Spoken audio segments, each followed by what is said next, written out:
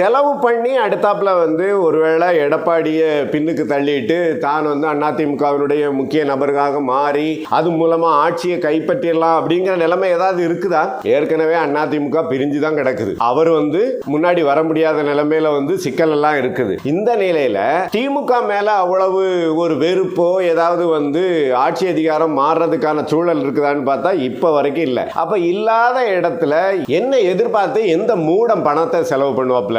அதனால பணத்தை அவர் செலவு பண்ணல. ஒண்ணு சரி ரைட்டு, ஏதோ ஒரு வகையில் அதிமுகவை காப்பாற்றணும் அப்படிங்கிற வகையில முதலாளிகள்லாம் செங்கோட்டையும் பின்னாடி நிக்கிறாங்களா அப்படின்னு பார்த்தா எந்த முதலாளியும் அவ்வளவு தூரம் எல்லாம் பைத்தியம் பிடிச்சு போயெல்லாம் அலையல. வரக்கூடிய நெருக்கடி, எதிர்கொண்டு இருக்கக்கூடிய சிக்கல், அமெரிக்கா விதிச்சுக்கிற 50% வரி, இதெல்லாம் எதிர்கொள்றதுக்கு ஒரு பலமான கட்சி இருந்தே ஒன்றும் செய்ய முடியல. திமுக இருக்க தானே செய்யுது, ஆட்சியில் வேற இருக்குது இல்ல. அது ஏதாவது அதை முறியடிச்சிருதா? மத்திய அரசோட சண்டை போடுதா? எல்லாரும் என்ன கேட்கறாங்கன்னா மத்திய அரசு கிட்ட ஏதாவது பார்த்து செய்யுங்கம்மா, கொஞ்சம் சலுகை எல்லாம் கொடுங்கன்னு கேட்கிற அளவு தான் இருக்குது.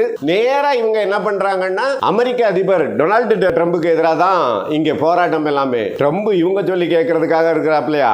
இந்திய அரசை பணிய வைக்கணும், பணிய வச்சு இவங்களுடைய குரலை கேட்க வைக்கணும். அது மூலமாக அரசு அங்க நிர்பந்தப்படுத்தணும். இங்க போராட்டம் எல்லாமே தலைகளா மாறிடுச்சு. இதுக்குள்ள போன ரொம்ப நேரம் ஆயிடும், அதெல்லாம் வேணாம். அதனால முதலாளிகளும் செலவு செய்யல. அப்ப யார் செலவு செய்யறாங்க?